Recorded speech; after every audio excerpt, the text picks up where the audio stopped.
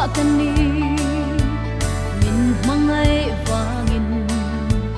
kasaltan na mun matrang chuani cross lam tuang zo in ka pen chuaka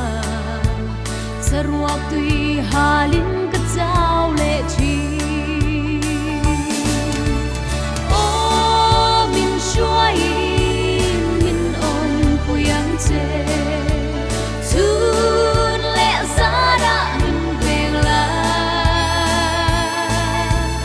mei al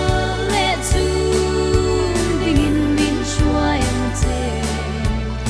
ai gup ta sa bel ngai lovin min shuai che